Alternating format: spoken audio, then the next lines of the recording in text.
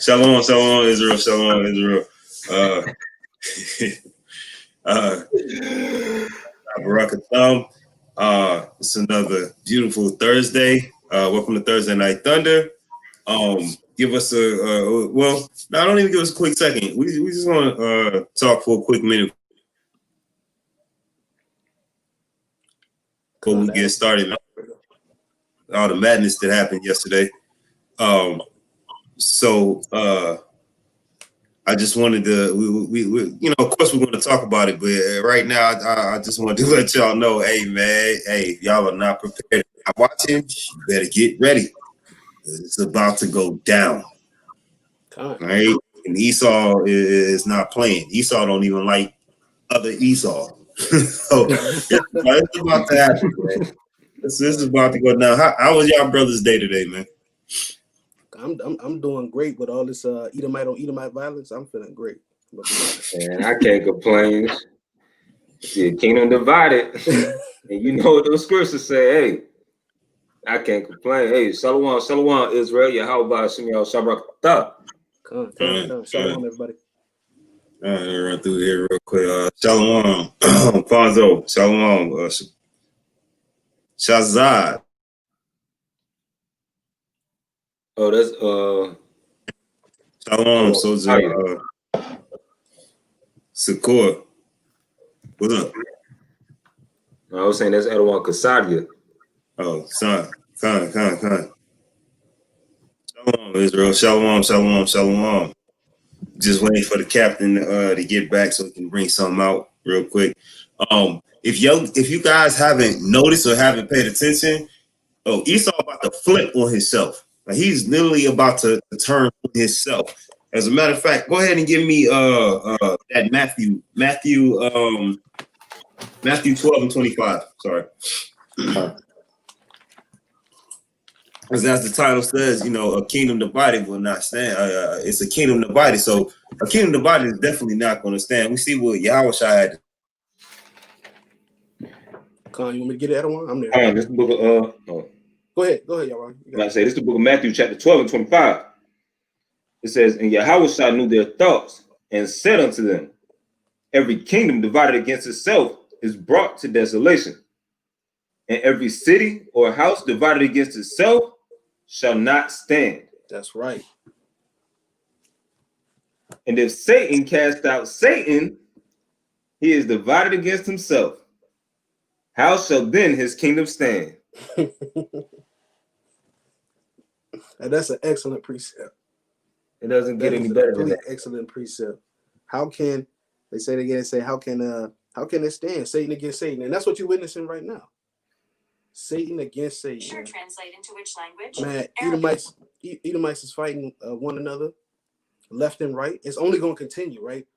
Trump's going to be out of the office on the 20th. You think it's not going to get worse? Before then, it's definitely going to get worse. But so how can they stand united if they divided? I seen it was a I don't want to say a protester because they weren't protesting about anything. I seen somebody out there yesterday had on the Trump hat. Then they had a shirt that said MAGA Civil War 2020. And it had the date. So January 6, 2020. So they going out there with ill intent on purpose. They already divided. They already play you every year with the Democrats versus Republicans. Then they go, different races versus different races. So it's been a house divided. Now we just getting to see it in HD or in 4K. You know what I'm saying? I say in 4K. It's been a house divided since the inception of America. If you actually know American history, didn't a group of Edomites fight another group of Edomites, and that's what we have. That's what we get, quote unquote, Independence Day from.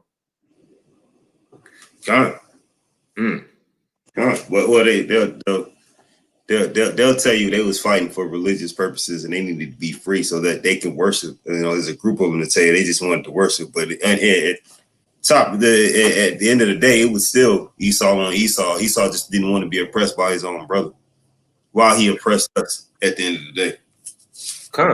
So it's okay for them to oppress everybody else as long as they're not necessarily being oppressed by each other. Shalom, Adawan. He looked like, yeah, looked like he froze up. All right. All right. Well, y'all see what it is today, Israel. That's what our topic is going to be. Let's see if Adam 1 clears back up. If not, we'll bring him in a little bit later. All right, let's get into it, man. All right, Ron, where you want to start at first? What do you think we should jump into first? Let's start off from right where it is in the beginning. Let's just talk about how everything started yesterday from the speech that Trump gave that kind of riled up the individuals to go out there and get crazy. So I think we should start there and just go into what happened after, what transpired after. So yeah, go ahead, Adam. No, you got it. Go ahead. Now I was gonna say, for those of y'all who didn't see the speech, to sum it up, Trump basically just told everybody you saw yesterday to go do what they did, but in a slick, indirect way. Going back to the message he had for the Proud Boys a few months ago, when he told them to stay ready, stay ready and stand by, something along that nature. So yesterday with his speech, he basically told them, only weak people. I want to say, I'm paraphrasing this, only weak people would go out this way. Basically would stand for what's going on right now currently. So he riled them up to head towards the Capitol, and that's why they actually felt like they had the authority to do it, because why not? The president of the United States literally just told me only weak people would take this, so go do what I gotta do. So they felt like they had the authority to do it. All right. Salaki. Not only that, he told them to be peaceful. He said, we know it was a landslide. He was like, we love you. But everything I could think of, like, it lands me off of a precept. It was like he was speaking smooth words, but he still wanted them to do what they were doing, just without necessarily saying, like, yeah, stand up for me and do all of this stuff. Still stand up for me. So let me bring this out. This is the book of Psalms, chapter 55, and verse 21. It says, the words of his mouth were smoother than butter, but war was in his heart. His words were softer than oil, yet were they drawn swords. Like, you can clearly see that. They asked him to condemn it. He didn't condemn it, but he didn't condone it necessarily. Right. Esau is Salaki. Esau is a trickster, man. That's what he do. He come with smooth words, trying to be acting like he's soft spoken, but like the script say, war is always in his heart. The man secretly wanted that to take place yesterday. But as Yahweh said, he wasn't gonna come out and say it because he didn't want to have that certain look to him to say, oh, he definitely went out and said this verbatim. So he just used a little what they call buzzwords to get the people riled up to do it without saying it outright. So that was a great script. All right, Adam. Steve knew to still be on there. Yo, shalom, Israel. How about Jimmy? Shabrak Thumb. Hey, I know I was hearing you guys going over what we're talking about, and that's what everybody's talking about right now. What is your problem? What is the problem, Esau? What is the malfunction? They even said the house divided ain't gonna stand, right? I remember seeing that on like I guess you can get like license plate when you got like different teams, but people in the same household. You know what I'm saying? So it has like a big old divider in the middle. So someone team might like the Buckeyes and somebody else might, you know what I'm saying, might like the Razorbacks. You see what I'm saying? If you think about it, how is this kingdom supposed to even do anything? These people so tore up though, right? Hey, let's be honest. Let's think about this. Who felt good when they saw them start to storm the Capitol? Who enjoyed that? I know. It was awesome. Man, it was awesome. Right? I'm at work. I'm geeked up because I got the alert on my phone. I'm like, what just happened? What's going on? And I run right over there to Edom. I said, yo, I know they, avid Trump supporters, right? I'm like, yo, what's going on, man? I said, what's up? I said, what's going on with your peoples? He's like, what are you talking about? Putting his head down. I said, no, man. I said, y'all the good boys, right? Y'all do no wrong. What's going on? And he just sitting and just looking at me like, man, that's I don't know. He got real thoughts spoken on that. Everybody, we all pumped up with Trump any other time, and all of a sudden now they started become terrorists. They got quiet. So I told him, I said, well, let's think about this. If you're willing to do this on them just voting, what are you gonna think is gonna happen when it's time for him to get sworn in? That's right. You think they're gonna allow that to happen? You think they're gonna be someone, walking up there with a Trump flag in their pocket, just waving around? When the man tried to say I do in the Bible, no, he lying. But let's bring out something else. Let's bring out that Habakkuk first. We'll bring out Habakkuk 1 and 4. It's the book of Habakkuk, chapter 1 and verse 4. It says, therefore the law is slack, and judgment doeth never go forth. The law is slack, right? That's what they seem like is going on right now. Ain't nothing happening to them. Read. Mm-hmm. For the wicked doeth compass about the righteous. Therefore, wrong judgment proceed. Wrong judgments proceeding right now. Think about it. It's a double standard. Right. It's straight hypocrisy. It's pouring out. I've been going on so many other people's like different news networks and stuff, and I'm just throwing in there. I said, let the hypocrisy just reign. That's all it is. Have y'all noticed that? Hypocrisy, double standards. We can do this, but we can't do this. Mm-hmm. We say do this, but don't do that. We can do what we want, but you can't do it. It's all over the place, right? Read it again. Read the second verse again. It says, for the wicked doeth compass about the righteous. They compass about the right. They're all around. Right. Just look at that. And he had the nerve to tell me, but they said that BLM was there too. And Antifa. I'm like, wait, time out. Hold on a second. Where was BLM? Where were they at? What? BLM is going to be in the area with that many people going up. That's just like anytime you see something happening in the movies and we see a bunch of people running that way, where all the guns and stuff is, we don't run to trouble. We run away from the trouble. You know what I'm saying? Okay. Read. Therefore, wrong judgment proceedeth. Wrong judgment is proceeding right now. All right. Go ahead, y'all. War. Give me that precept you said you was holding on to me for being hypocrites in this double standard that they got going on. Con, this is the book of Ecclesiastes 8 and 14. I'm gonna read it in the New Living Translation. It says, and this is not all that is Slacky. Not that one. That's mine. I'm saving that for later. What's the other one? It's not what I want, brother. That's not the one I want. You know by now. You know the one. You called it.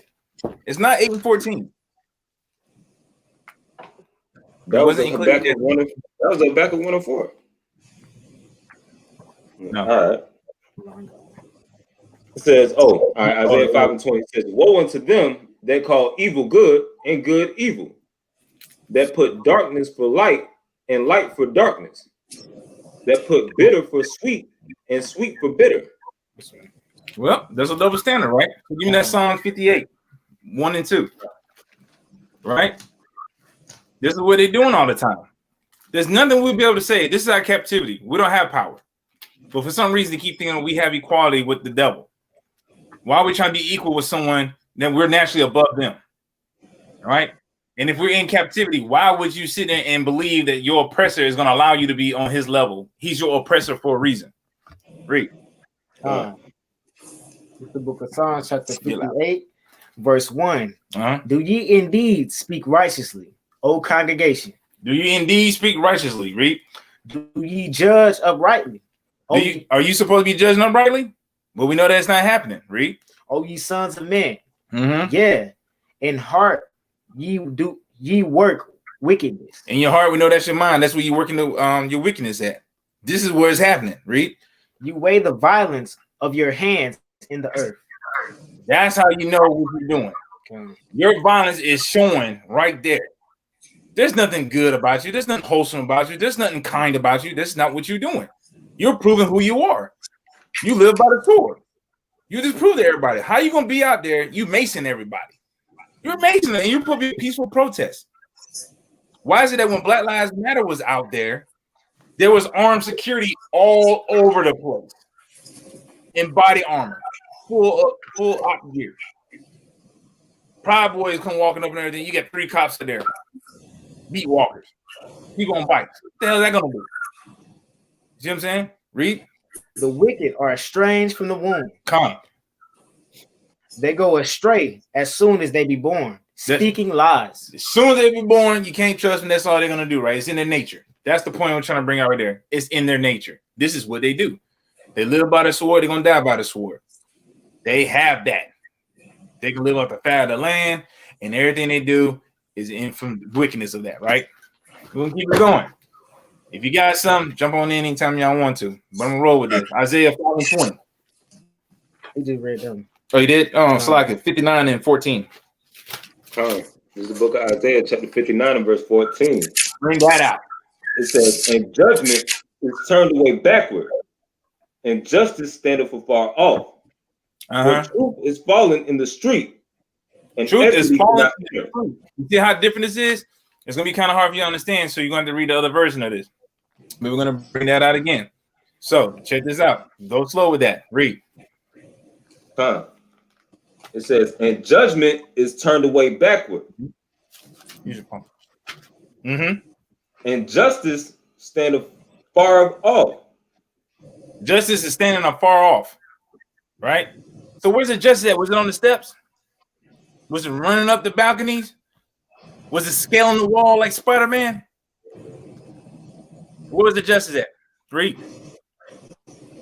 For truth is fallen in the street, and equity cannot enter. Exactly. Truth is outside somewhere, but it ain't up in there. It ain't up there with their feet on someone else's desk, reading their mail, taking their podium, breaching the wall. But what we always hear when we online? Oh, these people, we're wicked, but they're good people. You notice that what he said? They're good people, though. He ain't condemning them. He said they're good, but he condemned us. Oh, because we're violent, we're ruthless. Y'all broke the same damn windows.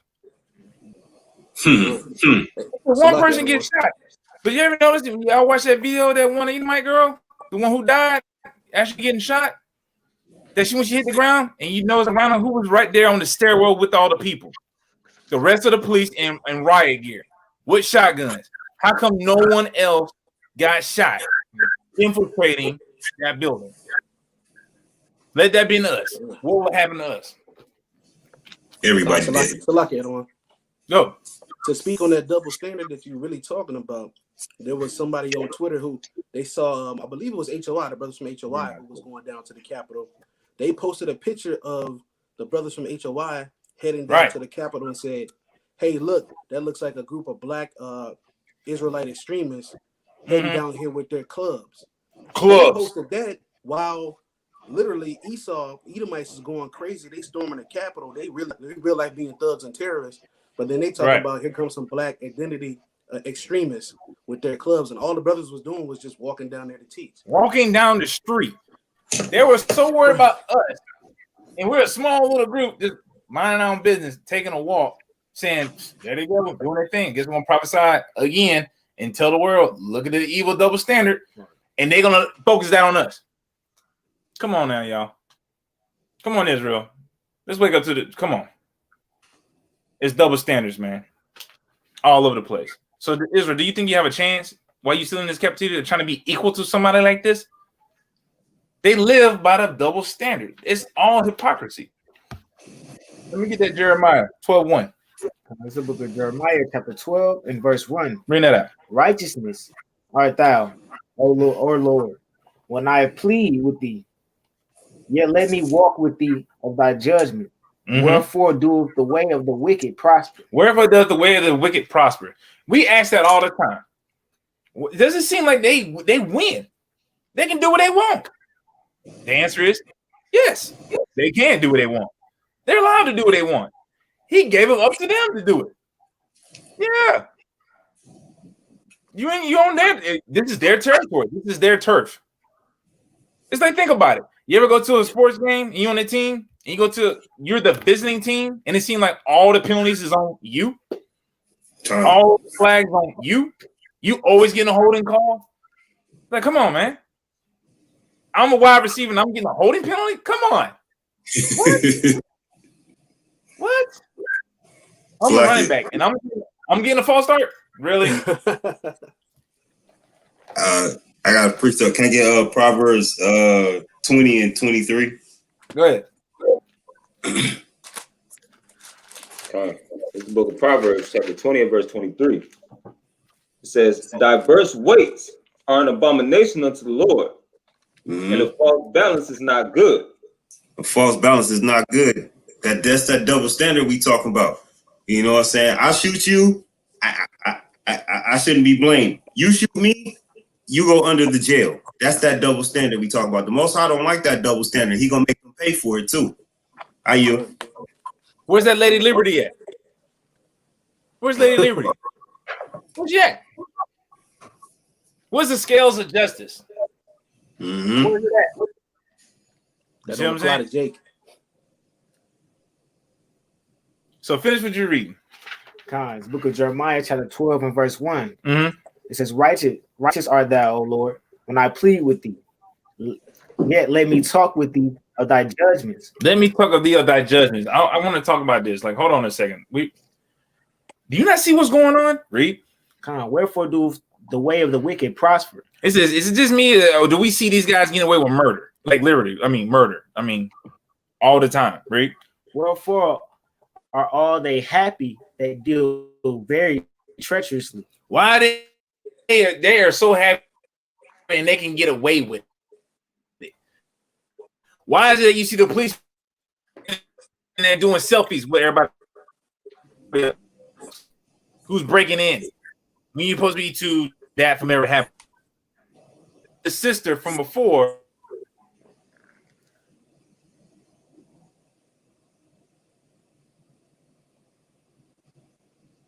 Did he freeze up? He froze up a little bit. I think he froze up.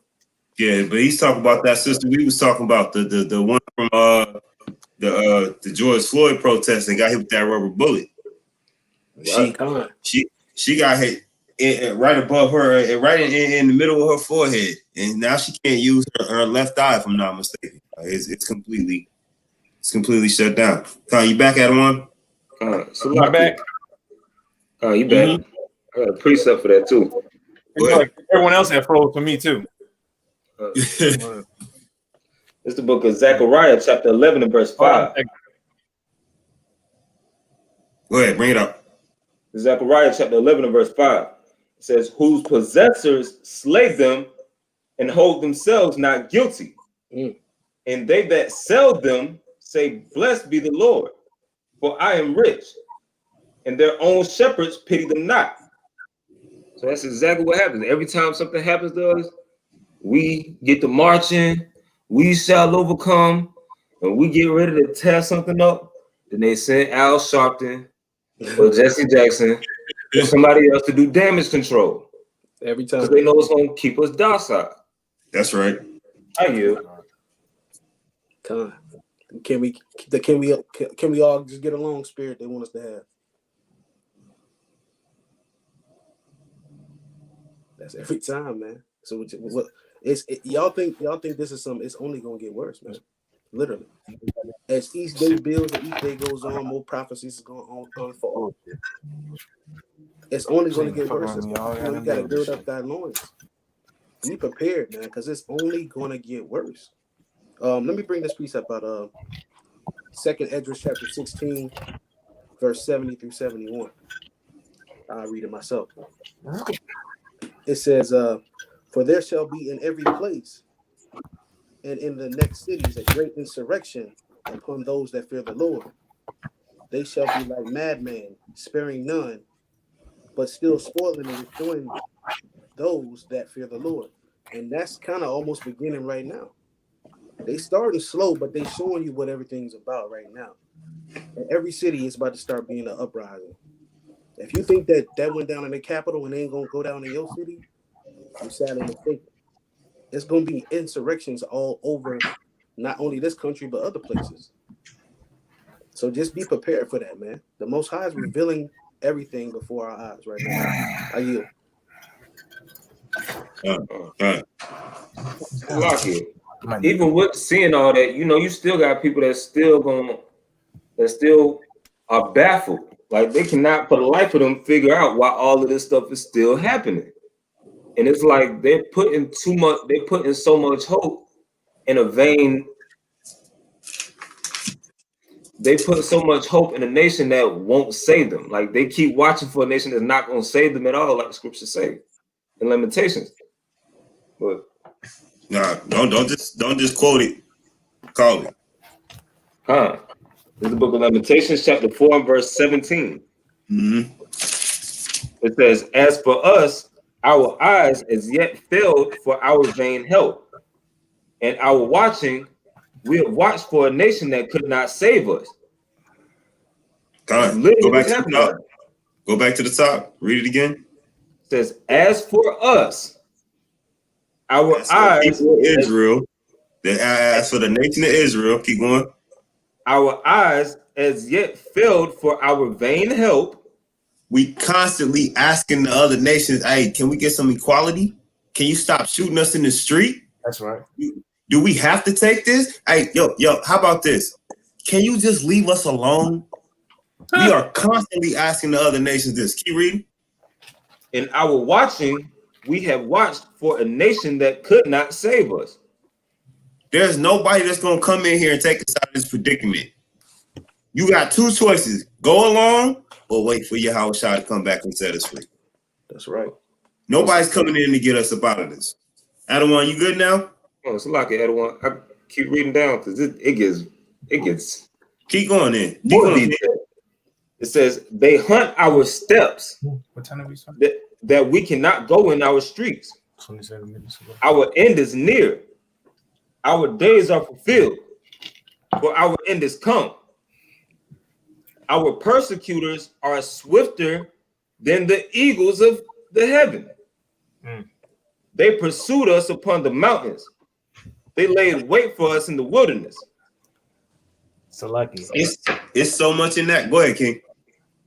When the Black Lives Matter was out there, our people was out there protesting. They was throwing gas. They was shooting rubber bullets. They was out there in riot gear, destroying us, man. They was hurting us. They was going out there to kill. Well, them Proud Boys was walking up them steps, man. They basically was welcoming their brothers in their arms, like, come on in. This we gotta belong. They weren't trying to fight them. They weren't trying to fight them. They weren't trying to. Hey, you know what? It's Salaki.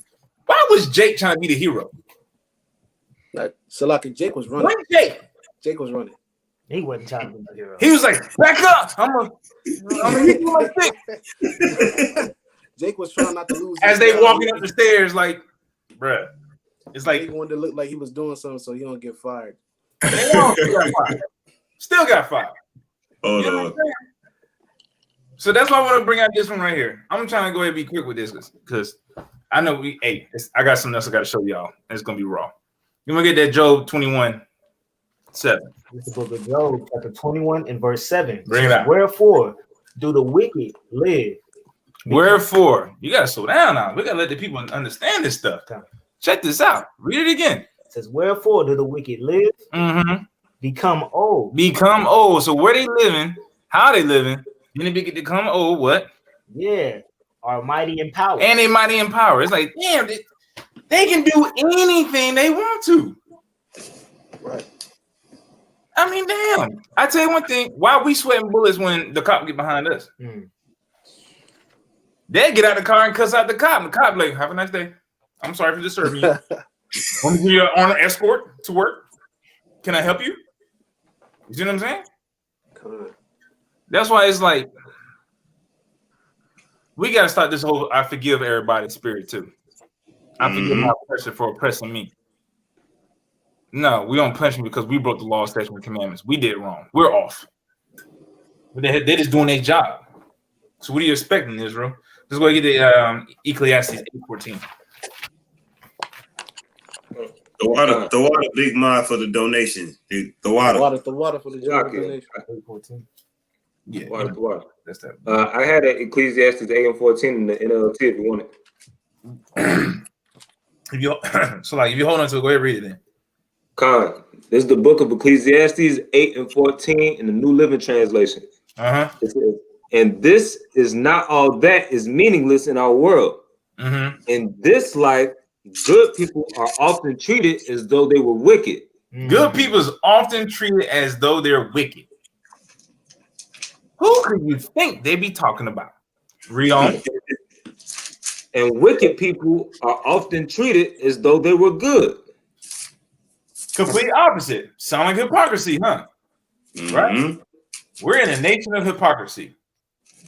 All right? That's almost like the scales of justice, but she's peeking. You see what I'm saying? She's supposed to be blind, but she's sitting there doing like this. You got the Statue of Liberty, got her torch up, but she got her fingers crisscrossed behind her back. I got you. So come on, man. All this is a bunch of lies, and now the Most High has exposed them to who they truly are. But yet our people gonna still be sitting there blind and dumb to be like, oh, but it's okay. It's just a couple of them. It's just a few of them. It's not all of them. You guys know what to say? Yeah, that's that 17-year-old Edomite, man. Killed those two people, man. You see, nothing happened to anybody. Anyone else get shot? They shot one. And somehow 3 other people died. I guess heart attacks from trying to run. You know they out of shape. But now all those people that they caught who was like sitting at the people's desk and looting and taking everything, they're gonna charge all those people felony and murder or attempted murder. No, what would that be? Because they actually died. So it's not gonna be a murder. What is it? This negligent homicide? Accessory to murder. They could charge them from accessories to murder. Yeah. Or negligent homicide. They're probably just getting whatever, but either way, they're probably just 2 years. You know, it's funny. Who was it who sent it to me? I don't know. It was one of you guys. I got it from someone that Trump was basically. Let me see if I can find it. Because they was trying to sit there and say that his double standard was when BLM was coming out, they were sitting there. What happened to him? But now what happened to your camera? That looked kind of weird, dog. I didn't want to say nothing, but that was okay. But did I send it to us? Because it was like it was sitting there first saying, "Oh, there it is." This is what Donald Trump said with BLM. All right, this is back in July, right? Anarchists, agitators, and protesters who vandalize or damage our federal courthouse in Portland or any federal buildings in any of our cities or states will be prosecuted under our recently reenacted Statutes and Monuments Act. Minimum 10 years in prison. Don't do it. What are these people going to get? Let's find out. We're going to have to sit back and watch on that, huh? Salaki, I don't want. Yep. How much time you think they're going to get when there's video evidence of the cops letting them in to get to the Capitol? Going right up to the barricade. But see, people trying to get in, they open up the barricade for them and let them walk straight up to the Capitol. So, and that's what I want to bring out in my last little portion. I'm going to give y'all so y'all can run this thing. But I'm going to tell you something. It's all a setup. This is all planned. This is all just whatever. You know that the Most High is, you know, he's holding it down for everybody. This is what he do. You know, he create, he destroy, he does everything. What you got? You called it what? What's the book of Second Ezra? Oh, so like Second Ezra chapter 6 and verse 9. It says, "For Esau is the end of the world, and Jacob is the beginning of it that follows." Woo! Can't wait for this one to end. That's my prayer every day. To watch the downfall of this evil, wicked nation. Because as soon as they go down, we got next. All right, go ahead and give me that second address. That's right. 15:15.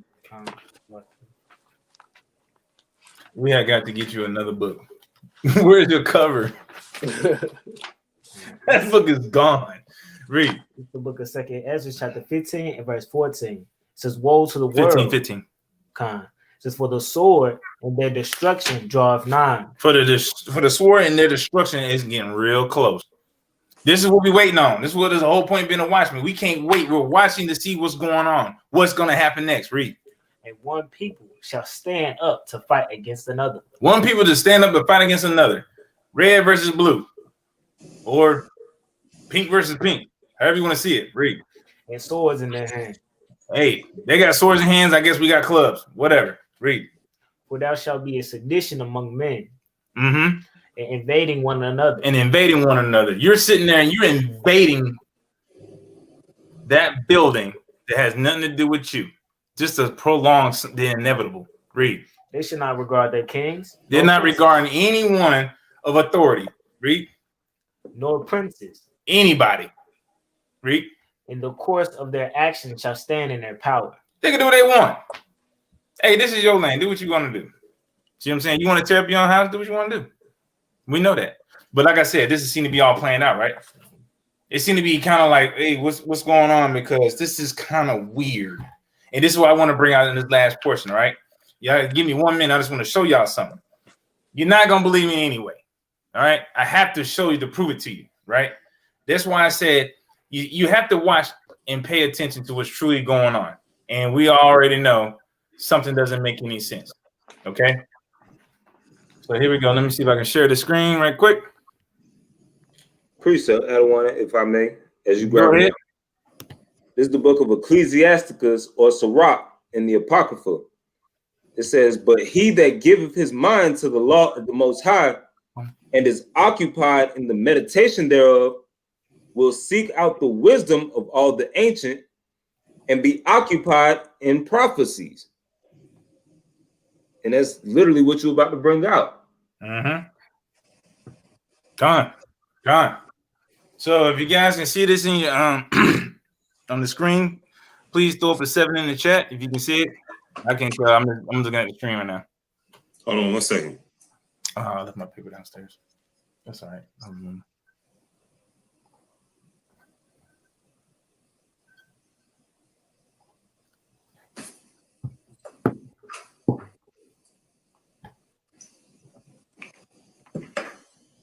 Come. It's on the screen, I don't want. Come. I got some 7s up there. All right, cut. All right. You got to mute that thing or something. Now, check this out. What does this say right here? I just highlighted. The Great Reset. The Great Reset, okay? We see that this is Time Magazine, okay? What's this title say, please? It's 2023. Here's how we fix the global economy. All right, so this is something that someone decided to write in the future, okay? Now, I'm going to show y'all something. It's pretty awesome. You guys can see this, right? Let's keep going. I'm going to show you something. I'm just going to roll real quick. Nope, I'm going to show that later. Oop. All right, right here. Con. Please read this for me. Con. The U.S. began to change its approach after November 3rd, 2020, when Joe Biden defeated Donald Trump in the presidential election, and the Democrats held the majority in both houses of the Congress. In both houses of the Congress, right? Con. When was the vote? November the 3rd, right? Con, that's right. Does everybody in the chat see that? As a witness, you guys can see this, correct? Throw a 7 if you see it. If you agree with this. Joe Biden defeated Donald Trump, right? Put a 7 or a con in there if you see Yep. it. All right, now check this out. Now, it says the Democrats held a majority in both the houses of Congress. What's the houses in Congress? That's the Senate, correct? Mm-hmm. And that's the House of Representatives, correct? Con. Right. So I just want to show you guys something. Even though you can see what the title was, and it'll just be another, more talking. I just wanted to bring it to this point. Now, this is Time Life Magazine. We're talking about something that they're trying to do. But as you read right here, the U.S. began to change its approach after November 3rd, 2020, when Joe Biden won. When did we just find out that the Democrats has won both houses? Yesterday. Right? God. Okay.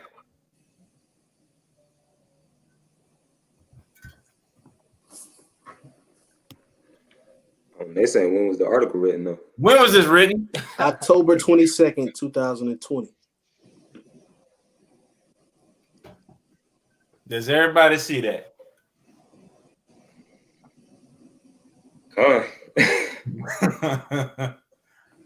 Does that make any sense? But if you think about it, it makes perfect sense. That's right. Because all of this is orchestrated and planned. All of this right here, what's going on, has been set in motion. They know what they're talking about. People want to sit and say, oh, conspiracy theory of this, conspiracy theory on that. Then he say, be watching and watch for the times and watch these prophecies and see what's going to happen. And see. Think about it. Pride comes before the fall. That's right. You know that. Who's the most prideful nation out here? Esau. So, is it just that they like to always show their hand before they sit there and play their cards? Remember, I was saying like you can always watch a movie, right? And the bad guy always tell his whole plan before he actually acted out. And for some reason, the hero's like, I don't know why you told me, but sweet, now I can defeat you. It's in their nature. They can't help it. They love it. They're so prideful that they're going to tell you everything they're going to do. So you guys, write this down. You can put it down in the chat group. Look it up for yourself. All right? Agenda 21. The Great Reset. And you're going to look up the new normal. All right? You guys going to do your own research and look it up yourself. See what's going on behind closed doors. See what the strings is pulling, because you got to know the times that we're in right now and what's going to happen.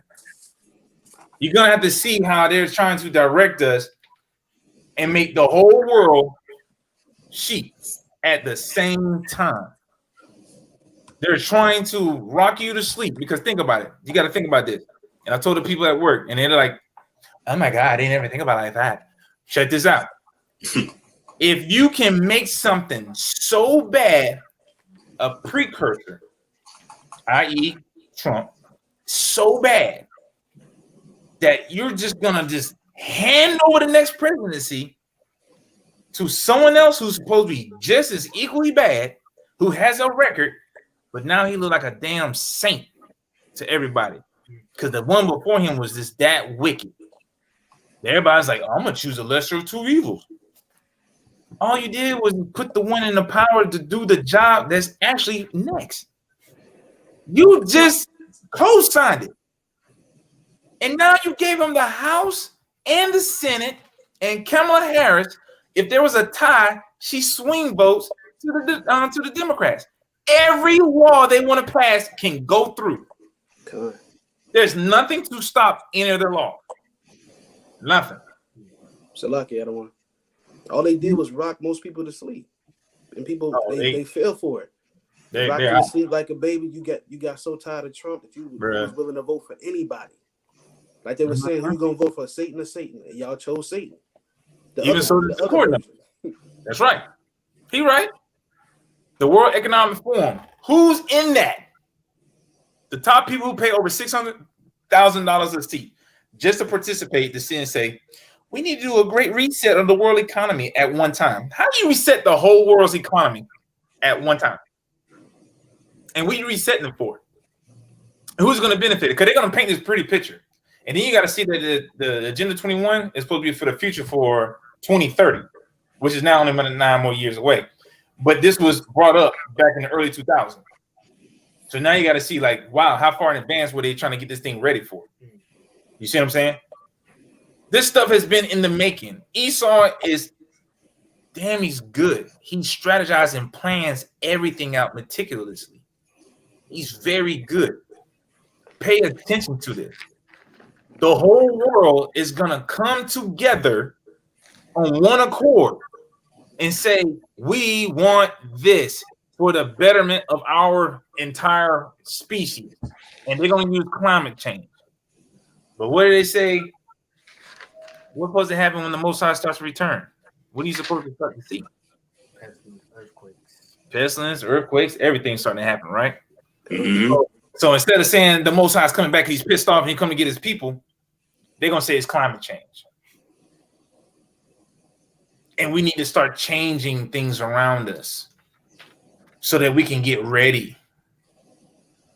we need to get the world on one accord. That's why the Pope is pushing so hard for it. You look and see what the Pope has been doing. The Pope is sitting there like, we need to do this too. We need to push this. We need to have a day of rest.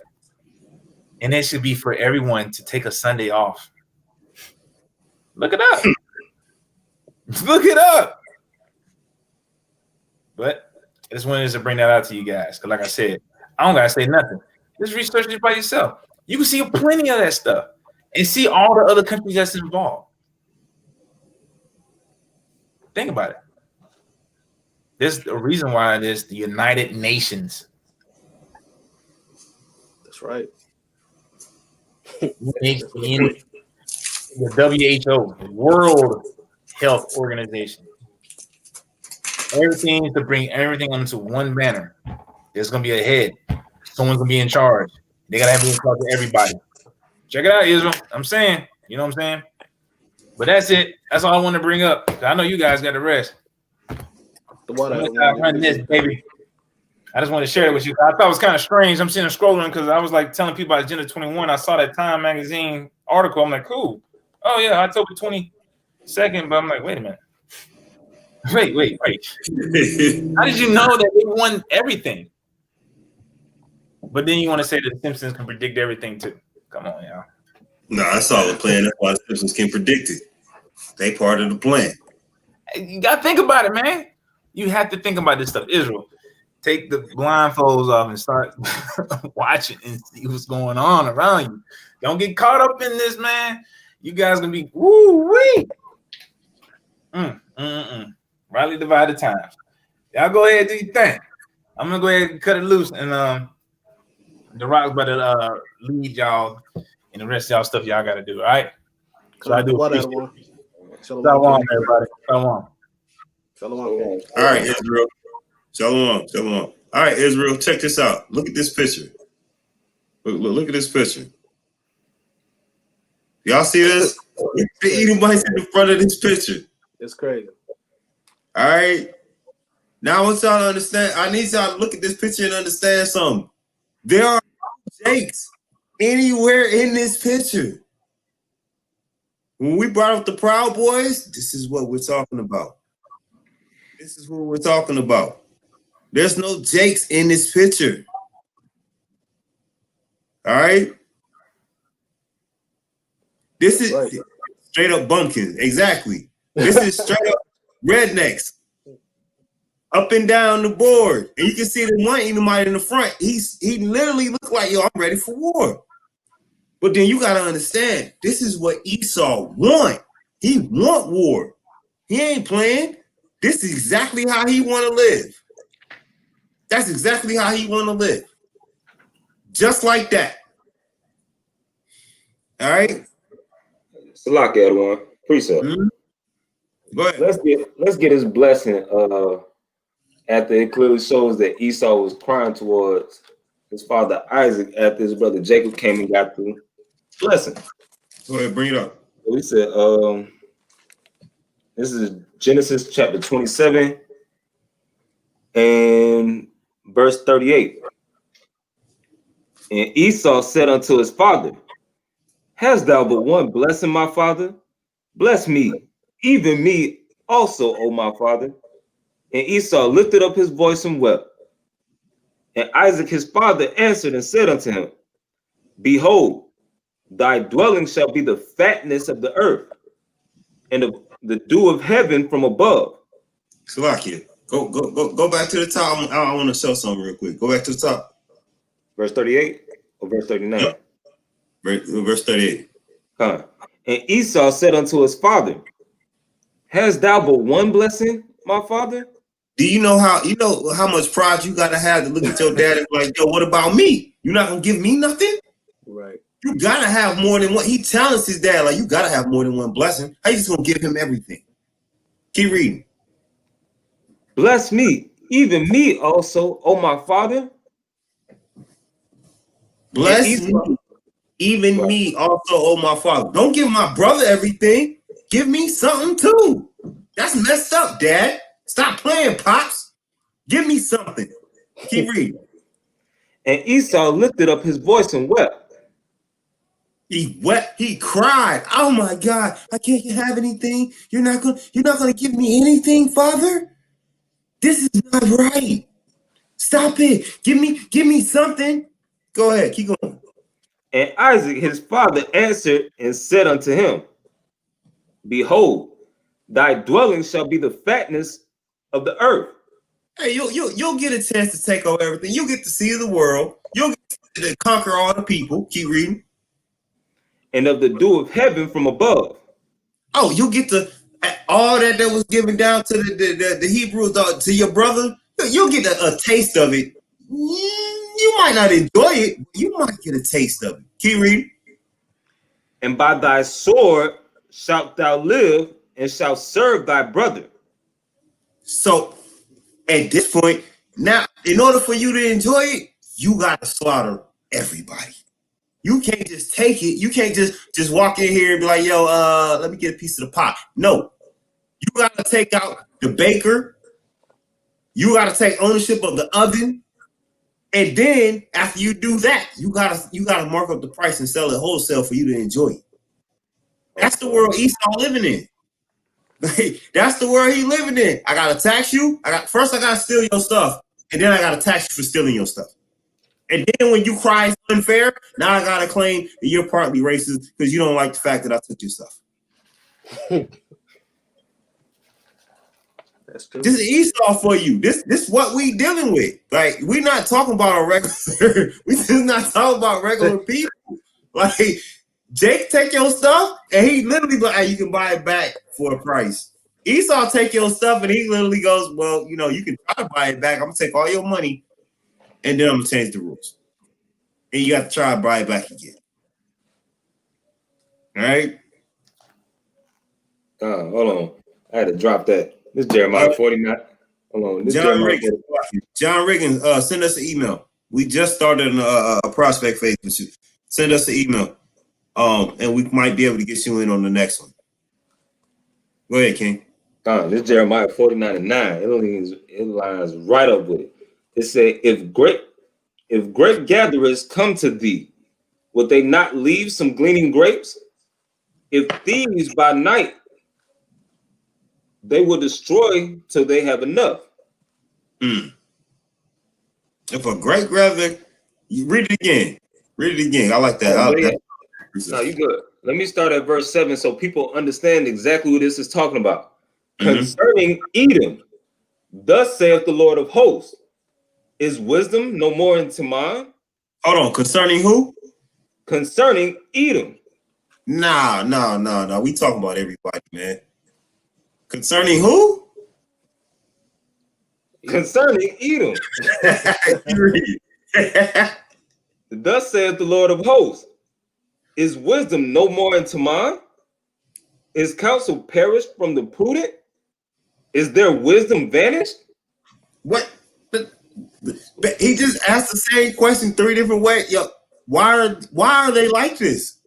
Do they not? You didn't give them a brain? You didn't teach them how to think? Where's their wisdom? Why do they do what they do? Keep going, King. Now let me jump down to verse 9. It says, if grape gatherers come to thee, would they not leave some gleaning grapes? If thieves by night, they will destroy till they have enough. Literally. That's a fact. If grape gatherers come, they're going to take what they need, but they're going to leave you something. If a thief come, he going to take enough for him to get to take care of his business, but he going to leave you a little bit. He going to leave you something to work with, but Esau going to take everything. Every time. Esau going to take your wife, your kids, and your bank account. He going to take it all. He's not leaving you nothing. Sharon Purdy asked what book, chapter, and verse was that she was reading, King? That was Jeremiah 49, verses 7. And then I jumped down to verse 9 and 10. God. So Esau's so wicked, they'll do that and then pretend like it never happened. Like, act like what happened. Like, what? Like, they act like they never did what they did to the Native Americans. That precept, they hold themselves not guilty. We read it earlier. Go ahead, hey, bring that back out. Adam, Definitely. That's what they do every time. But like oppression, what oppression? What oppression? Y'all was I didn't oppress you. I had didn't y'all do in that. captivity. I took you out of that hellhole country you was in Africa and made you and brought you over here and civilized you after you taught me what soap was. Thank you. I appreciate that. Yeah. That's Esau. Like, I made you better after you made me better. So you should thank me. Come. Come. This is the book of Zechariah, chapter 11 and verse 5. It says, whose possessors slay them and hold themselves not guilty.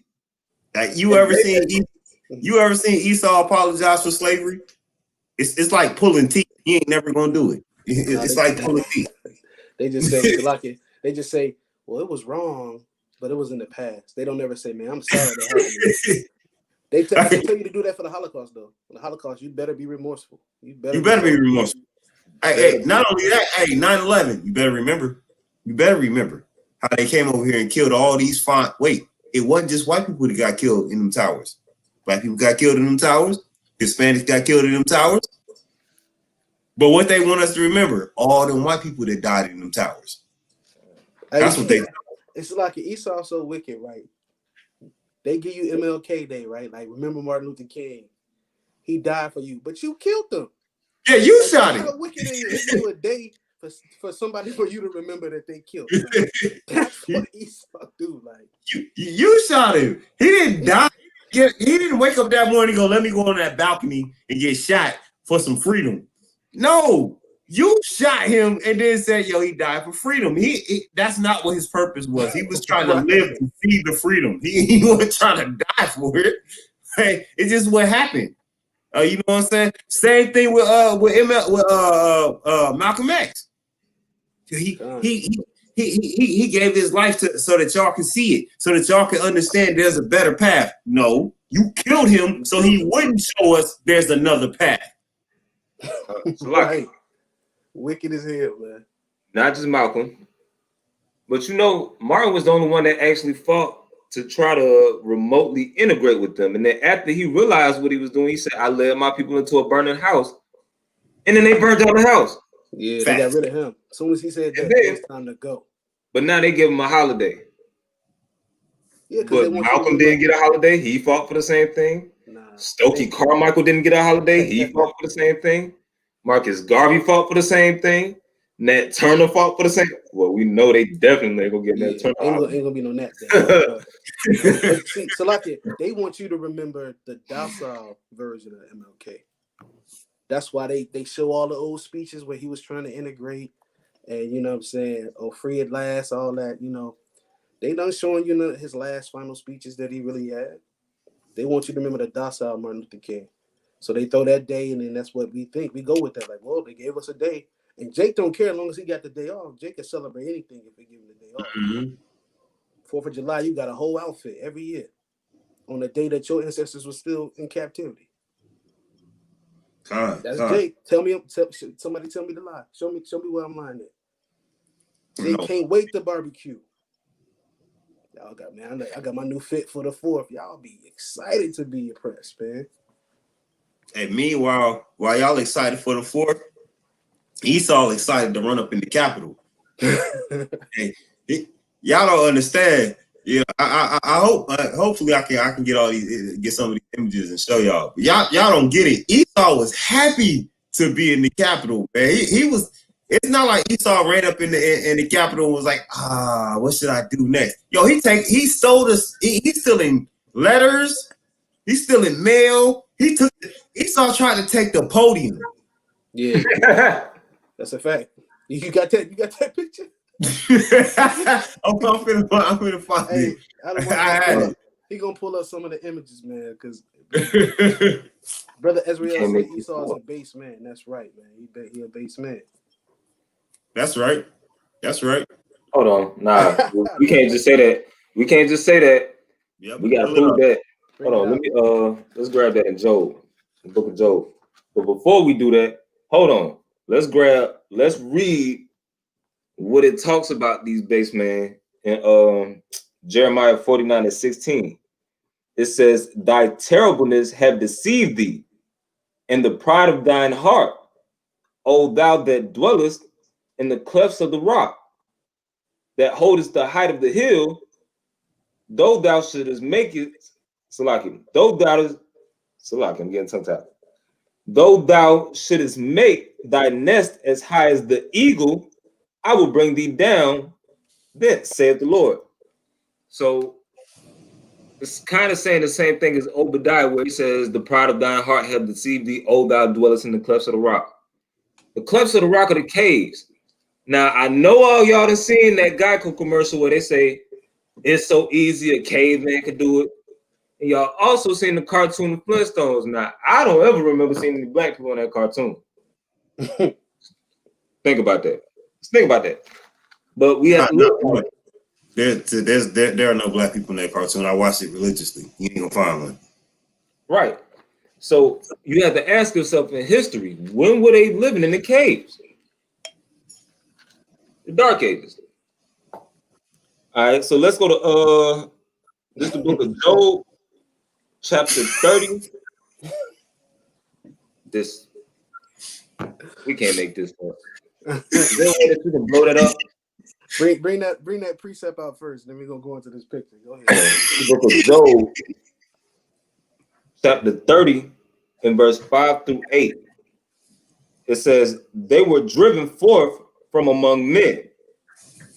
They cried after them as after a thief, to dwell in the cliffs of the valley, in the caves of the earth, and in the rocks.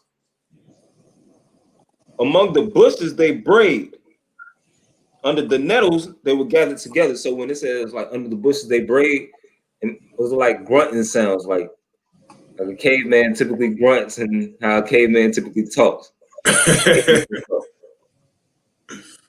Verse 8 says, they were the children of fools, yeah, children of base men. They were viler than the earth.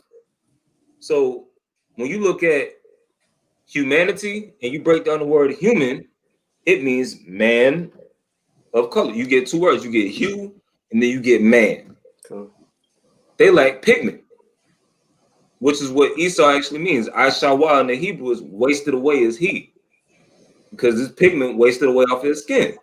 So they don't really have any pigment, so they're not people of color. So how can they're literally the base man? That's right. Brother doing good. Hey, Edwin, can you pull that photo back up? You want that same one we had? Yeah. Brother said only Esau can commit a crime and smile like nothing happened. That's right, man. brother, right, man. Esau he holding the podium like LeBron with that last NBA championship trophy. Look at him. Now, had that been you would have been slaughtered right there in the Capitol. Right there where you stand is where you would lay. Immediately. But Esau got a photo op. He got the smile, he got the wave. Everybody else just doing what they doing, walking in there casually, man. It's ridiculous. Salaki had one. We wouldn't even gotten that far. Yeah, of course. They wouldn't have let it. I mean, we saw the Black Lives Matter protest. They had already brought out the National Guard and had all of the steps covered. So you couldn't even get near.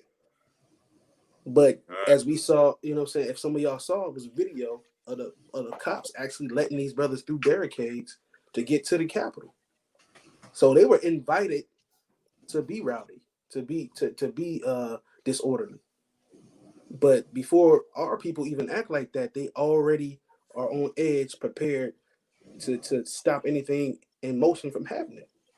So you already know you're gonna get treated different. I was more disappointed in being on social media and seeing a lot of Jakes act like they were surprised about what happened. You ain't never been treated fair here. Mm-hmm. So you getting on Facebook, Instagram, and all this crime like, oh my God, it's been a double standard. When have you ever been treated fair in the land of your oppressor? Just the same land that had your ancestors in captivity, and then you think they're gonna treat you fair. You waiting for equality. That's never gonna happen. You waiting and you hoping and you praying for something that ain't gonna happen. That's your oppressor. Your oppressor is never going to treat you good. He's there to simply oppress you. Like, Right. What do you not get about that? Right. So All right. it's simple, man. Hold on. I got a precept on that too. Because the pride, you can't get around Esau's pride no matter how much you want to. You just can't. Can you grab me 2nd Ezra 11 and 39? 2nd Ezra 11 and 39.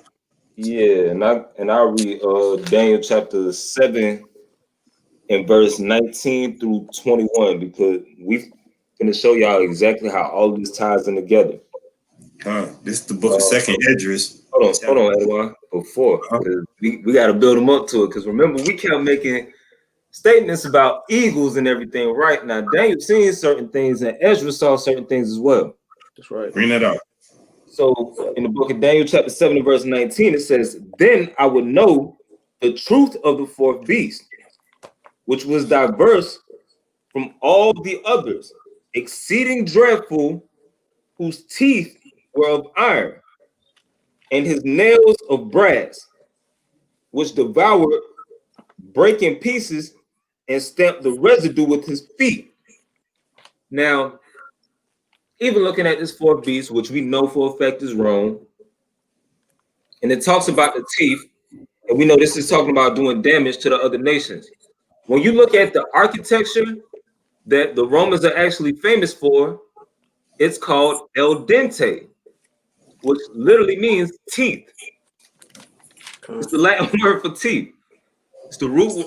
That's where you get the word dentistry from. Dentist, dental, same thing. Mm-hmm. So then when you read verse 20, it says, "And of the 10 horns that were in his head, and of the other which came up, and before whom 3 fell, even that horn that had eyes and a mouth that spake very great things, whose look was more stout than his fellows." So it's a lot to say right there, right? This is dealing with the little horn, but in this case it said, Hold on, Slucky. Hey, what verse you reading? Daniel chapter 7 verse 20. All right, I'm gonna get it. I'm gonna read it. You break it down. Fine. Said Daniel 7 and 20. Fine. All right, 1 second.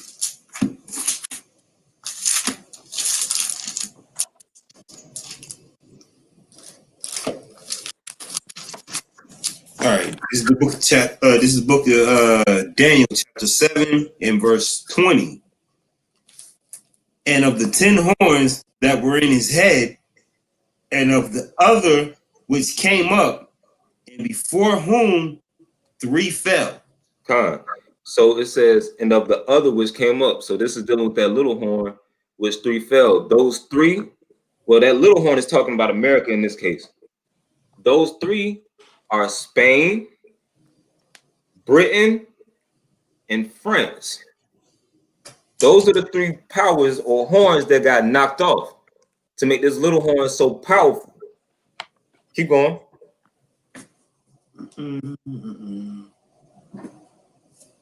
Like I lost my place. All right, even of that horn. Even of that horn that had eyes and a mouth that spake very great things.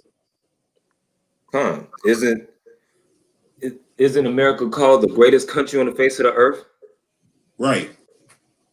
That's something America prides itself on. Oh, this is the greatest country on the face of the earth. Let freedom ring. And let the heathen sing. Keep going. Whose look was more stout than his fellows. When you look into the word stout, it's dealing like fat. And because the way Esau speaks, they speak proudly. They speak so prideful that they're enclosed in their own fat, which leads me to another precept. It's gonna get grabbed later. Can you read on? Verse 21. "I beheld the same horn made war with the saints."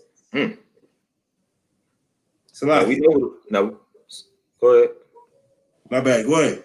We know who the saints are according to Psalms chapter 50 and 5 and Psalms 148:14. We know it's those that made a covenant with the Most High by sacrifice. And when you read Psalms 148:14, it mentions that it's the children of Israel. So let's see who made war with the children of Israel. Can you grab that in 2nd Ezra 11 and 39? Read down to 46. I got out of one.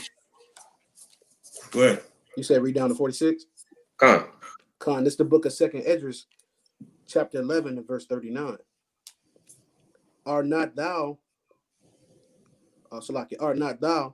it that remaineth of the 4 beasts whom I made to reign in my world, that the end of their times might come through them. So we know that this 4th beast. Oh, didn't Daniel just say something about 4 beasts? Now the end of this reign is talking about the end of the times of the Gentiles and the fulfilling of the times of the Gentiles. Keep going at one. Verse 40. And the 4th came and overcame all the beasts that were past, and had power over the world, with great fearfulness, and over the whole compass of the earth, with much wicked oppression. And so long time dwelt he upon the earth with deceit. For the earth hath thou not judged with truth. All right. So, hey, I remember being in the Christian church, and these sound like all the characteristics of the devil, because don't they tell you the devil come to steal, kill, and destroy? And pass the offering plate. But this is talking about a particular nation, a particular beast, or a particular empire. Keep going. Verse 42. For thou hast afflicted the meek, thou hast hurt the peaceable, thou hast loved liars, and destroyed the dwellings of them that brought forth fruit, and hast cast down the walls of such as did thee no harm. Therefore is thy wrongful dealing come up unto the highest, and thy pride unto the mighty. Verse 44. The highest also hath looked upon the proud times, and behold, they are ended, and his abominations are fulfilled. Hold on, Salaki. Who did we just say was the most prideful people on the face of the earth, and whose pride, who's the pride of thine heart had deceived them? Thou that dwellest in the clefts of the rock, who exalts himself as the eagle. It's okay. We're gonna keep going. Verse 45. And therefore appear no more, thou eagle, nor thy horrible wings. Hold on. Nah, that didn't just say that. Salaki. That didn't just say that. And therefore appear no more, thou what? Eagle. Thou what? Eagle. Oh, okay.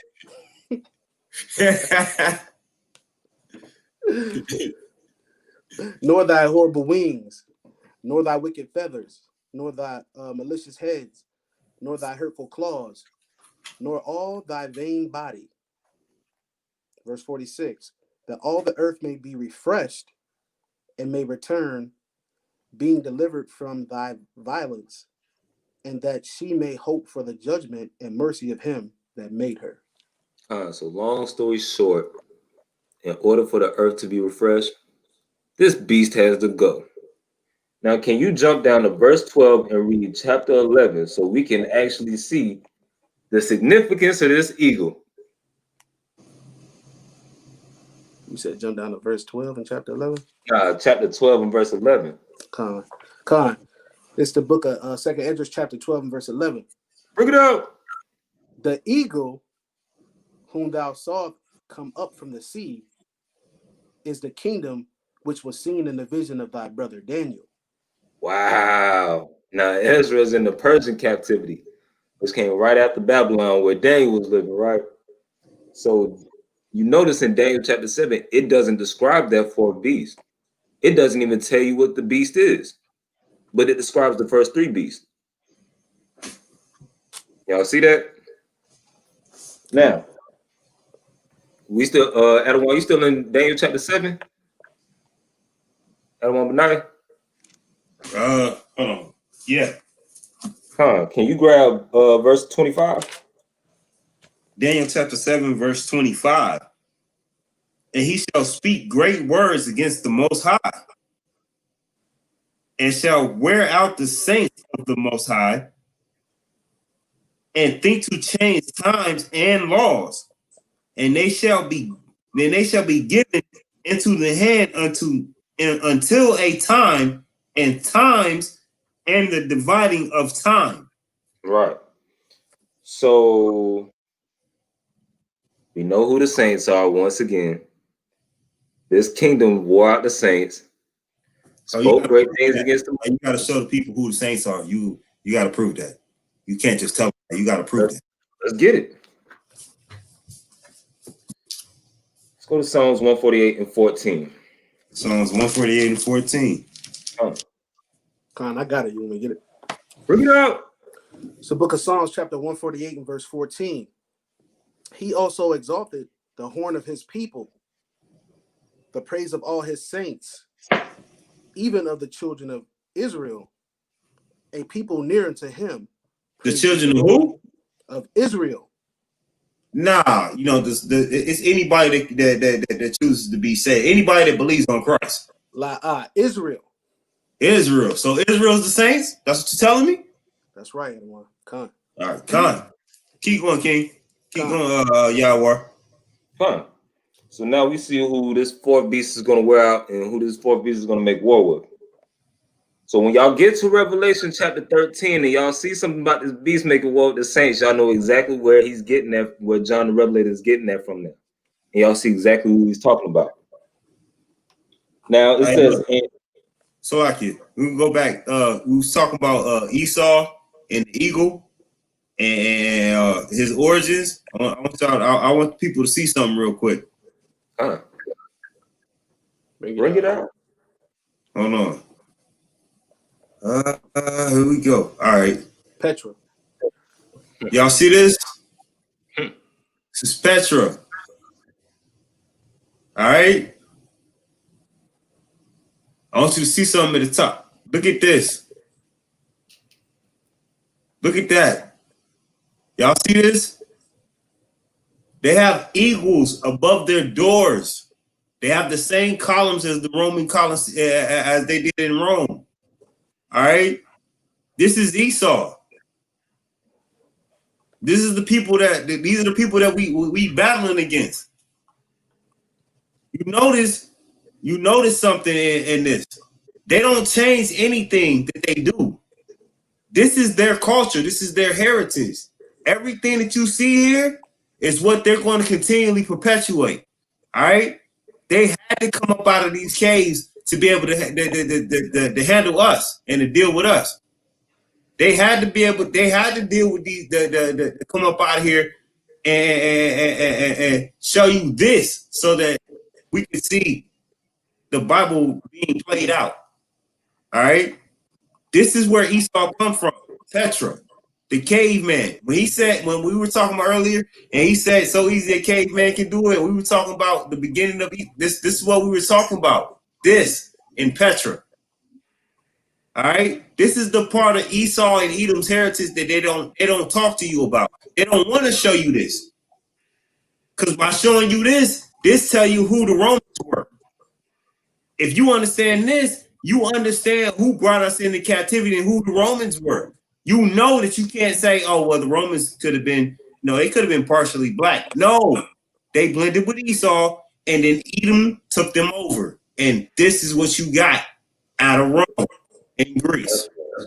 It's like, that's right. Go ahead, Kings. Nah, the water for making that correlation. Because Israel is a visual people.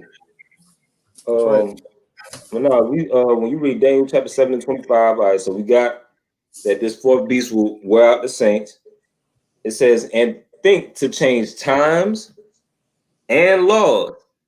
Now, last Monday when Adawan Eliel, Adawan Judah, and the right, when they did the lesson dealing with New Year's, they showed you how they changed New Year's during the year 1752.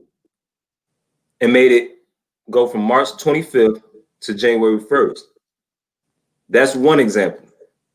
You can also look at the last 4 months of the year, because you got September, which is Latin for 7. You got October, which is Latin for 8. You got November, which is Latin for 9. You got December, which is Latin for 10. So how is December now the 12th month? November is the 11th month. So on and so forth. Changed laws, spoke great things against the Most High. The Most High said homosexuality was an abomination and something you should get put to death for. Esau don't care. Esau said, hey, it could be Adam and Steve or Madam and Eve. He don't care one way or the other. Said, and they shall be given into his hand until a time and times and the dividing of time. We've been in his hand that long. Literally. Hold on, can you, if one of y'all is in the book of Daniel, can y'all jump to chapter 8 and verse 25? Grab it, Durant. I'm there already. Come. It's the book of Daniel, chapter 8 and verse 25. And through his policy, also he shall cause craft to prosper in his hand. And he shall magnify himself in his heart, and by peace shall destroy many. He shall also stand up against the prince and princess, but he shall be broken without hand. So that scripture is literally restating the same thing as Daniel chapter 7 and verse 25. By his policies, though. Isn't that something that America is always talking about? Their government policy or their foreign policy? Policies and procedures. We can't make this up. Anytime you sign up for a job in America, here goes our policies. Yep. Do you agree and procedures? to them? That's right. With them procedures. Anytime, see, and it's okay for certain people among them to violate those policies and procedures when it necessarily fits them, but let one of us break it. We're going to get the short end of the stick every time. Every single time. How you? All right, so listen. Two things I want y'all to ponder and think about right now, man. One, if we did what Esau did yesterday, where would we be? Two, why is it that Esau can do this? Gotta bring this out too. All right.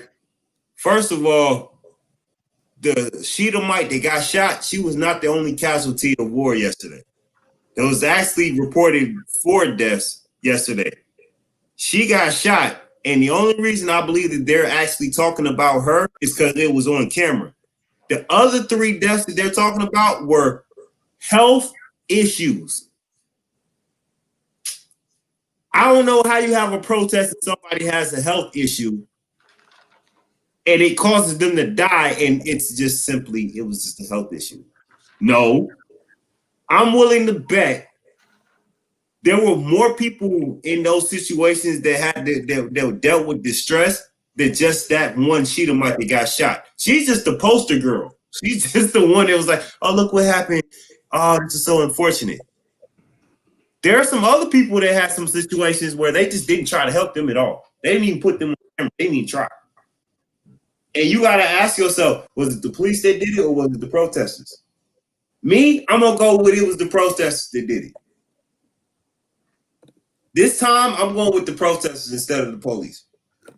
And I'm absolutely back the police after they shot that Shedemite. I'm absolutely back them up. After they shot that Shedemite. This might be the one time where Jake can actually back the blue. Okay. You know what I'm saying? It might be that one time where we might be able to be like, well, I mean, she shouldn't have been in that situation. And, you know, maybe she hadn't broken the law. She wouldn't have got shot. And matter of fact, hey, let's pull up her criminal history. Like we pulled up Breonna Taylor's criminal history. Let's pull up this white girl's criminal history.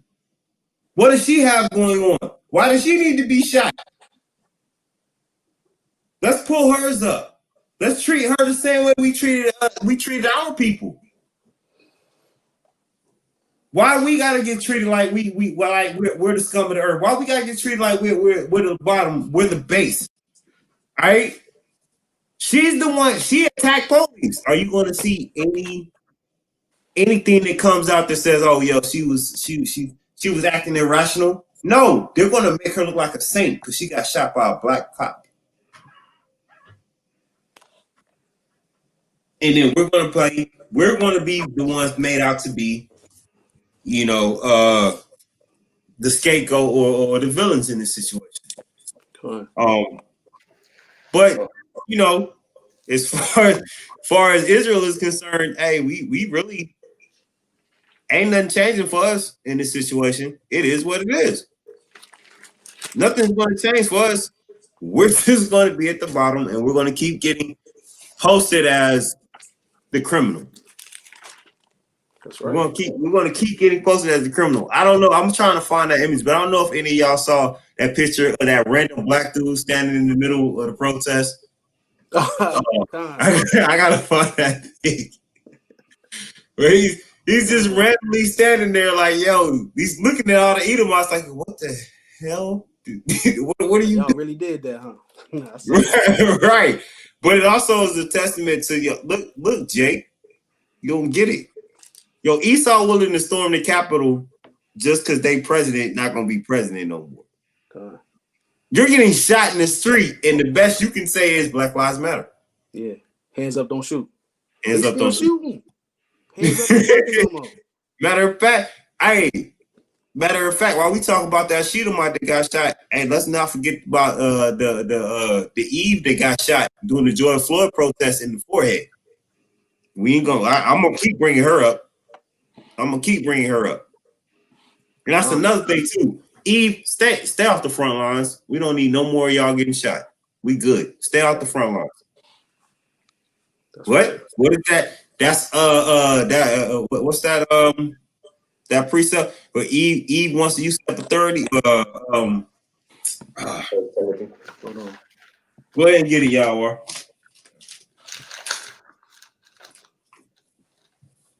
See, if Eve wasn't trying to play the role of a man, she wouldn't be in these positions. She would not be in those positions. If Eve wasn't trying to usurp authority, and if Eve wasn't trying to be the man of her household and show that she's just as valuable as a man, she wouldn't be in those positions to get shot like that. This is the book of 1 Timothy, chapter 2 and verse 12. But I suffer not a woman to teach, nor to usurp authority over the man, but to be in silence. Now look, when I say this, I'm not saying I'm not telling Eve to just take it and be quiet. What I'm saying is you have no business at all trying to run out and be the face of a whole entire nation. None at all. Because you know what happens when you go out there and it don't go your way? You turn around and go, why didn't the black man protect me? Because your ass should have stayed at home. Slack you for the cuss word. You should have been at home letting the black man go out there. You know what would have been a better choice for you? Encourage your man to go out there and stand up for you instead of going out there in front of him. Because you know what you show him when you do that? I got it. Don't worry. You know, the white man respect me more than he respects you, so I got this. And then you find out the white man don't respect you at all. He don't respect you, period. You know what you can get? You can get raped, and we can send you back home, just like we did in slave days. That's what's going to happen if Eve keeps running out there. That's what's going to happen. Salakia, hey, The Rock, you have something to say? Real quick, I saw you put the hand up. Khan at a one. Y'all burnt out Corinthians chapter 11. Corinthians? I bring it out, King. Khan, it's the book of 1 Corinthians. chapter 11, verse 3, I will have you know that the head of every man is Christ, and the head of the woman and the head of Christ is God.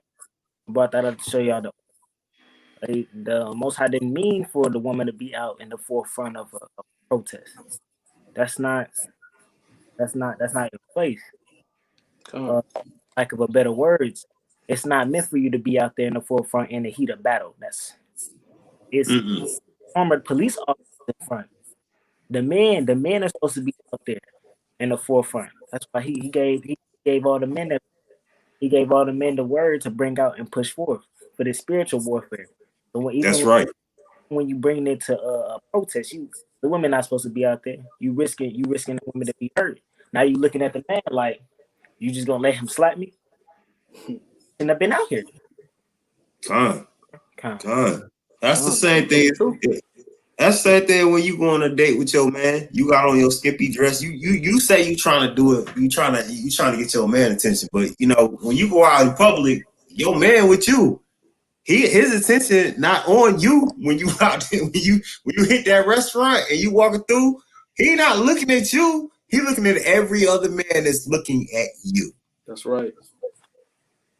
That's what he's paying attention to. And you got to get to the point where you realize, yo, every other man is looking at me, and I don't want my man getting into it with another man. So let me be respectful and cover myself up. Let me not go cause a problem.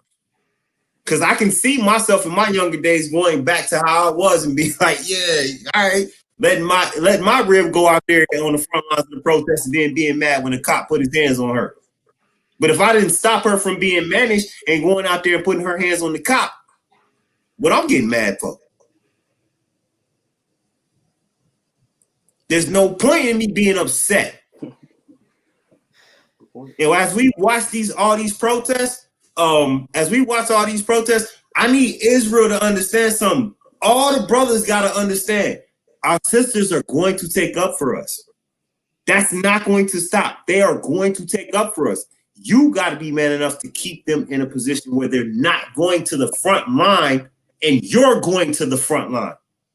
Because when you go to the front line, you're now taking up for them. They're not taking up for you anymore. This pacifist thing where brothers is just sitting around letting stuff happen and we let everybody else take up for us, we got to stop that. Men got to be men now. We did the lesson last week. Are you prepared for Jacob's trouble? Guess what? We just saw a big sign of what's coming. Civil war for Esau means Jacob's trouble for us. When they get to fighting with each other, what do you think happens next? One of them got to lose, and then somebody got to be on top, and they got to be on top of everybody. So what happens to us? We go back to the bottom of the barrel. Crabs again.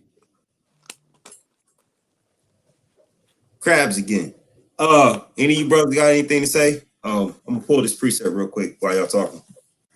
I was just gonna add, another thing that I feel like people aren't paying attention to, and we talked about it earlier, is how the other nations are looking at America right now, right? You got other superpowers like Russia, like China, and they look and they see some regular, everyday citizens of America storm the Capitol. What do you think they thinking right now? If an everyday citizen can get a few people to come up in there, thousands of people to come in there and take over the Capitol, what do you think they armies could do? You know how many people are in the Chinese army? They got over 1 million something. Easy. And people don't realize this about the American army. The American army only make up 1% of America's population. Mm-hmm. It's about 300, 400 million people in America. Only 1% is actually in the armed forces. That's every branch. It's not that many military members. God, and then you got to think about it. America ain't gonna be fighting a war against just one other country. Right. That ain't gonna happen. They're gonna be fighting two or three world powers. I say world powers. I'm talking about top countries: Russia, China. You know what I'm saying? Things of that nature. You're fighting that. America's not going to be fighting Iraq, Iran, and you know what I'm saying, small country you want to bring out of the Middle East when it comes to World War III. We're going to be fighting the bigger countries because we're the superpower right now. Yeah, it's like it, and it won't be even close. It won't be close at all. Time. But even that war is just a bigger. It's just a bigger way to deter you from being the people that you're supposed to be. Give me Psalms 83 and 5. The book of Psalms, chapter 83 and verse 5 says, "For they have consulted together with one consent." All these nations that we talk about, all these nations that we deal with, they all talk to each other. Whether they're at war or not, they're still conglomerate with each other to keep you down. Keep reading. They are confederate against thee. They are confederate. That means they join together like this. Yo, I hate you, but I hate you less than I hate them Negroes. Whatever we got to do to be on top of them Negroes, we gonna do it, including raiding the Capitol building, including voting blue, including freeing the slaves. Whatever we got to do together to stay on top, that's what we're going to do. In Israel, you got to pay attention to what's happening right now today. Because we might look at it and go, yeah, I can't wait to see Esau fight Esau. Guess what Esau going to do? He's going to take out just enough of his numbers to be able to get solidarity, and then he coming after you. He not coming around, he coming for you. This just a test. He just need to see how he can get the people in order. And then he coming after you.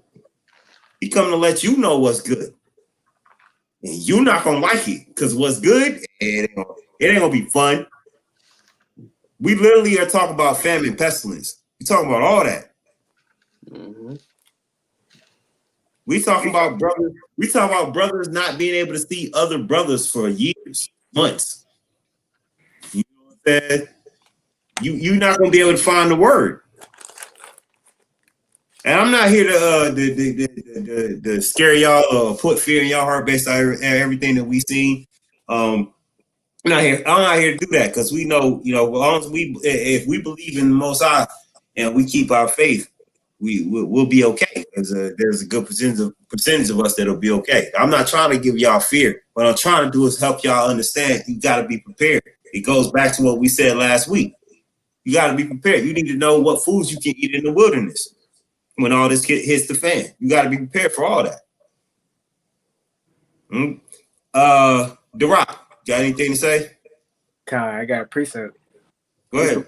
Matthew chapter 24. I'm gonna start at. It says, "And Yahweh shall answer and said to them, Take heed that no man deceive you, for many shall come in my name, saying, I am Christ, and deceive many. And ye shall hear of wars and rumors of wars, and see that ye be not troubled, for all these things must come to pass, but the end is not come. It's not yet. So like it. We don't see all these. We're gonna see all these things happen. Which the important thing is to stay strong. Like you tell you a couple of verses down, like that the people that endure to the end is gonna say, a whole bunch of different things is gonna happen. So like I'm gonna skip down to verse 10. It says, and then many be offended and shall betray one another and shall hate one another, and many false prophets shall rise and shall deceive many. And because iniquity shall abound and the love of many shall wax cold. So we gonna see a lot of people hating one another. Like the brother Riot said, nations is looking at us and they saying they vulnerable. You see how they took the Capitol building? That's easy work for us because we got over 1 million in our army. And people and so like it. Hey, look, we was talking about how Esau be playing victim and be responding when stuff happens. Talk real quick. Let's see something real quick. Oh man. What? This. Let me know if y'all can hear it. Put a 7 in the chat if you can see and hear it.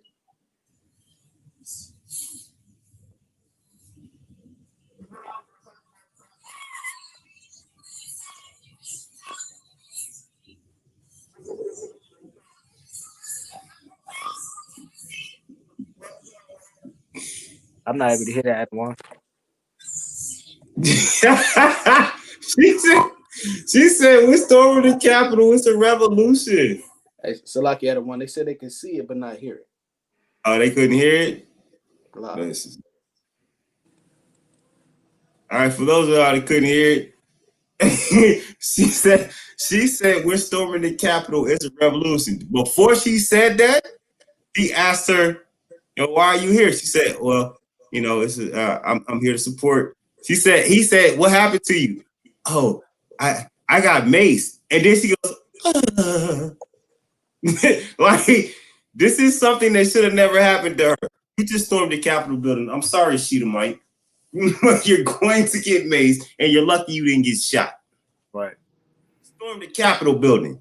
Y'all be the main ones sitting up here trying to act like, this is something, what I'm saying? This something new or this something pertinent. No, this don't change nothing. Y'all storm the Capitol building all y'all want to.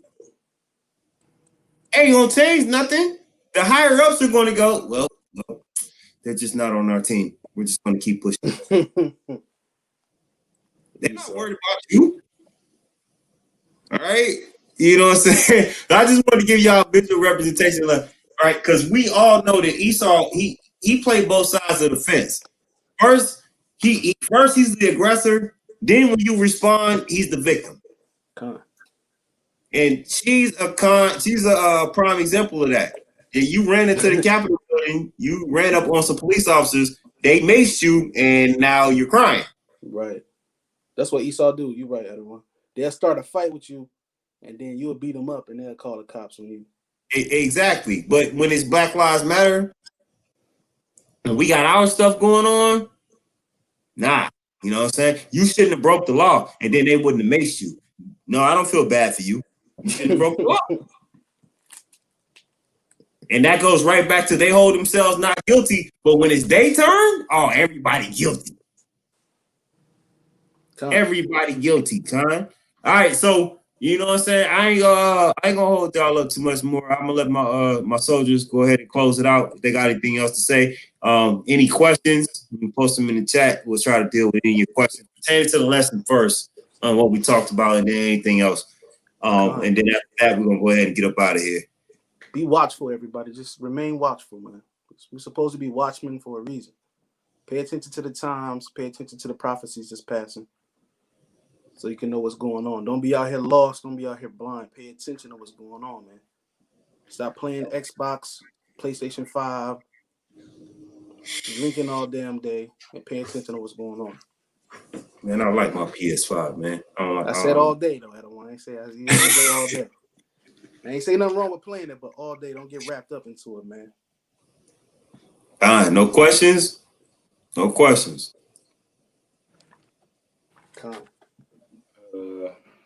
Two precepts. D-Rock, can you grab Isaiah 47:1?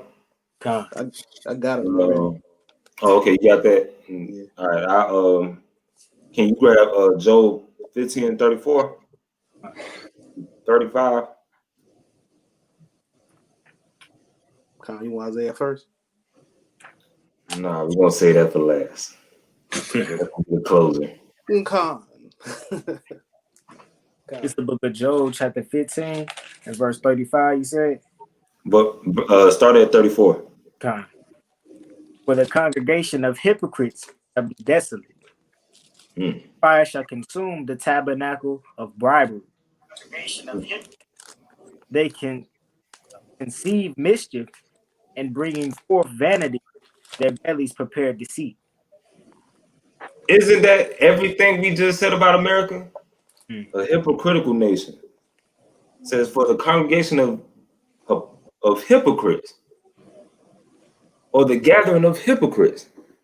America has killed off just about every nation. Well, either killed, raped, robbed, or enslaved every nation on the planet, and is okay with it. But let you do it to them. They're gonna cry about it, and they're gonna feel some type of way about it. So fire is gonna consume them. It says they conceive mischief and bring forth vanity, and their belly prepare deceit. They born from the womb speaking lies and hypocrisy. Now, Aaron, you can bring it up. That Isaiah 47:1. Okay. It's the book of Isaiah chapter 47 and verse 1. Come down and sit in the dust, O virgin daughter of Babylon. Sit on the ground. There is no throne, O daughter of the Chaldeans, for thou shalt no more be called tender and delicate. Yes, sir. So, come and sit in the dust. America has been that great city for so long, but America is coming to an end. What y'all don't realize, if y'all didn't catch it yesterday, you have just witnessed the beginning of the end of America. God. And the only way it's going to end is with thermonuclear fire. Ooh. That's right. I just pray that in that day, I am not found lacking, and I pray that y'all pray for the same. That's going to be an ugly day. That's I right. Khan, Salaki. For everybody out there, I just want to mention, don't forget to tune in on Mondays for Milk Monday. Of course, every Thursday for Thursday Night Thunder. We got a Friday night lesson, either via the conference call or live on the YouTube page. We also go live on Facebook every Saturday around 3:30. And we also have a Patreon page at Sons of Israelites. Tune into the Patreon page. We got pictures, behind the scene pictures, other video lessons from other soldiers bringing it out. And we got a podcast on there also. So we're trying to give y'all as much edification as possible. So please come in and build with us. Anybody else? Not the water. You got something, Durock? Are you good? I'm good. All right, Con. The water Israel for tuning in again. This has been another Thursday Night Thunder. Yes, sir. Thursday Night Thunder. We appreciate y'all tuning in, man. We as always, we don't take y'all for granted. We brothers at SOT, we love y'all and we appreciate y'all tuning in. We thank y'all for believing in us and wanting to hear us. But with that, you know what I'm saying? I'm gonna say somebody pull Romans 10:1, please. Con, it's the book of Romans chapter 10 and verse 1. Brethren, my heart's desire and prayer to God for Israel is that they might be saved. But we say that all of Israel might be saved. Hold on, you're gonna get checked by a scoffer. You know what I'm saying? That's Romans 11 and 20. That's Romans 11. Well, we know that. But it is our hope, prayer, and desire that all Israel may be saved. Con? Gone. And with that, we're gonna say shalom. Shalom. Shalom, Israel.